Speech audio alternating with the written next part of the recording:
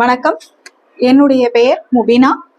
நான் கோயம்புத்தூர் ஒருங்கிணைந்த மாவட்ட நீதிமன்றத்தில் வழக்கறிஞராக கடந்த 14 ஆண்டுகளாக நான் வழக்கறிஞராக பணிபுரிஞ்சிட்டு இருக்கேன். இன்னைக்கு பேச போறது என்ன அப்படின்னாக்கா, சட்டசபையில ஒரு பதவி ஏற்புகளை பத்தி சில குழப்பமான சூழ்நிலைகள் நிலவிட்டு இருக்கு. அதற்கு என்ன பண்ணலாம், அதற்கான சட்ட சூழ்நிலைகள் எப்படி இருக்குதுங்கிறதை ஏற்கனவே பொம்மை வர்சஸ் யூனியன் ஆஃப் இந்தியா அப்படிங்கிறதுல ஏற்கனவே உச்ச நீதிமன்றம் மேற்கோள் காணப்பட்டு அதுல என்னென்ன வழிவகைகள் சொல்லப்பட்டிருக்காங்கன்னு சொல்லி பார்த்தோம்னா, பெரும்பான்மையான விதியின்படி அங்க இருக்கக்கூடிய ஃப்ளோர் டெஸ்ட்னு சொல்லுவாங்க. எத்தனை பேர் அந்த கேபினெட்ல மெஜாரிட்டி ஆஃப் பீப்புளுடைய ஓட்ஸ் இருக்கு அந்த சட்டசபையில, அதை பொறுத்துதான் அந்த தேர்தல் யாருடைய ஆட்சி அமைக்க முடியுங்கிறத ஒரு விஷயத்த நிரூபிக்க முடியும். அடுத்து இன்னொன்னு என்னதுன்னு சொல்லி பார்த்தா, ஜனநாயகத்தின்படி சட்டசபையில தான் இதை பத்தி நம்ம முடிவெடுக்க முடியுமே தவிர. வணக்கம். என்னுடைய பெயர் முபினா. நான் கோயம்புத்தூர் ஒருங்கிணைந்த மாவட்ட நீதிமன்றத்தில் வழக்கறிஞராக கடந்த 14 ஆண்டுகளாக நான் வழக்கறிஞராக பணிபுரிஞ்சிட்டு இருக்கேன்.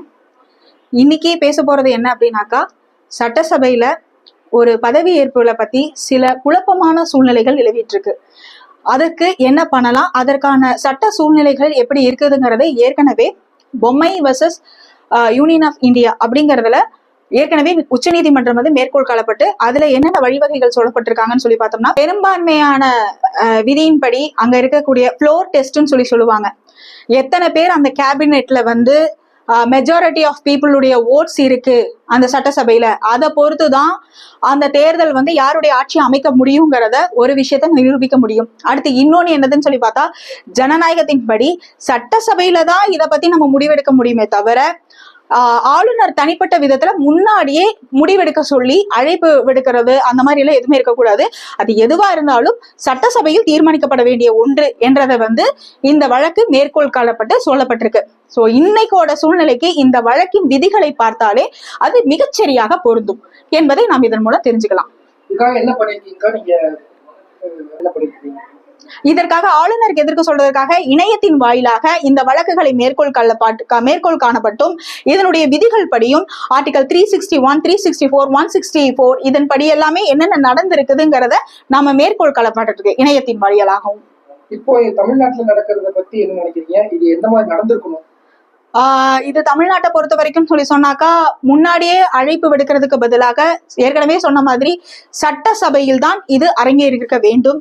பெரும்பான்மையின் மூலமாகத்தான் இது தீர்மானிக்கப்பட்டிருக்க வேண்டும். அதை விடுத்து முன்னாடியே நீங்க உங்களுடைய பெரும்பான்மையை நீங்க இங்கே நிரூபிங்கன்னு சொல்றது முற்றிலும் இந்த வழக்குக்கு மாறாக முரண்பட்ட ஒன்றாக இருக்கிறதுன்னு தான் சொல்லலாம். நிறைய அரசியல் கட்சிகளும் இந்த கருத்துக்களை தான் சொல்லிட்டு இருக்காங்க. இதுக்கு யாரோட தலையீடு இருக்கணும், சென்ட்ரல் கவர்மெண்டோட புஷ் இருக்குதுன்னு சொல்றாங்க. இது எந்த அரசுகள் சார்ந்த ஒரு விஷயமே கிடையாது. இது ஆளுநரோ இல்ல அரசாங்கமோங்கிறத தாண்டி இதுல ஒரு பெரும்பான்மை நீங்க நீதிமன்றத்துல இது தலையிட்டு எடுக்க முடியாத பட்சத்துல இது நீதிமன்றம் மூலியமாக தீர்வு காணப்படலாம். நீதிமன்றத்துல எப்படி அணுகணும்? விஜய் அடுத்தது என்ன பண்ணணும்? இது முதல்ல ஃப்ளோர் டெஸ்ட் எடுத்து பார்த்தாதான் அடுத்தது நீங்க நீதிமன்றத்துக்கே நம்ம நாட முடியுங்கிறது ஒரு உண்மை. நீதிமன்றத்துக்கு போறேன்னு சொல்லியிருக்காங்க. அதுதாங்க, இந்த ஃப்ளோர் டெஸ்ட் நீங்க என்னங்கறத நீங்க செலக்ட் பண்ணா மட்டும்தான் நீங்க அடுத்த ஸ்டெப்புக்கே போக முடியும். அதுல நாங்க கூட்டணி கட்சிகள், இப்போ கூட்டணி கட்சிகளா இருந்தாலும் சரி, பெரும்பான்மை ஆதரவுகளா இருந்தாலும் சரி, உதிரி கட்சிகளா இருந்தாலும் சரி, இப்ப இவங்களுடைய ஆதரவுகள்லாம் போதுமான ஆதரவுல இருக்குது அப்படின்னு சொன்னா இது ஆட்சி அமைக்கலாம். அதர்வைஸ் அப்படின்னு சொல்லிட்டோம்னாக்கா இது நீங்க கோர்ட்ல தான் ப்ராப்பர் கேஸை ஹேண்டில் பண்ணி நம்ம அதன் மூலியமா தான் இந்த வழக்கு முடிவதை தீர்வு காண முடியும். கோர்ட் ப்ரொசீடிங்ஸை பொறுத்த வரைக்கும் இது நீங்க மெஜாரிட்டிங்கிறத நீங்க அங்க ப்ரூவ் பண்றது, நீங்க கூட்டணி கட்சிகளுடைய பங்கு என்னங்கிறது கோர்ட் பார்க்கும். அப்படி இல்லை அப்படின்னு சொன்னாங்கன்னாக்கா எந்த அளவுக்கு மற்ற கட்சிகளுடைய பங்குகளும் இதுவும் இருக்குன்னு சொல்லிதான் பார்ப்பாங்க. அதாவது மக்கள் மூலியமாக பெரும்பான்மை ஆதரவு இருந்தாலும் கூட நீங்க எத்தனை விகிதம் இருக்கணுங்கிறத சட்டம் சொல்கிறதோ அந்த அரசியலமைப்புக்கு உட்பட்டுதான் நீதிமன்றமும் இருக்கும். ஆளுநருடைய செயல்பாடு எந்த அளவுக்கு இவங்களுக்கு பாதிப்பை ஏற்படுத்துது சார்? அந்த கேள்வி வேண்டாம். சரி, இப்போ கவர்னர் அழைப்பு விடுக்கல, இதன் மூலமா இதுக்கப்புறம் தாவேகா நீதிமன்றத்துக்கு நாடுறாங்க அழைப்பு விடுக்கணும்னு சொல்லி. இது எப்படி நடக்க போகுது? இந்த கேஸ் எப்படி போகுது? கண்டிப்பாக இது நியாயம் கிடைக்கக்கூடிய ஒரு விஷயம்தான். இப்போ தாவேகாவை பொறுத்த வரைக்கும் நீங்க அழைப்பு விடுக்காமையே நீங்க பெரும்பான்மை நீங்க ப்ரூவ் பண்ணுங்கன்னு சொல்றதே ஒரு இடத்துல அகெயின்ஸ்டா தான் போற மாதிரி இருக்கு. ஸோ இந்த கேசஸ் எல்லாமே ஏற்கனவே நிறைய பேர் எல்லாரும் ஹேண்டில் பண்ணி சொல்லியிருக்காங்க. பட் அதர்வைஸ் இது இருந்தாலும் இது ஏன் இன்னும் மௌனமா இருக்குங்கிற ஒரு விஷயம் தெரியல. கரெக்டா இருக்கா நான் சொல்றதெல்லாம்?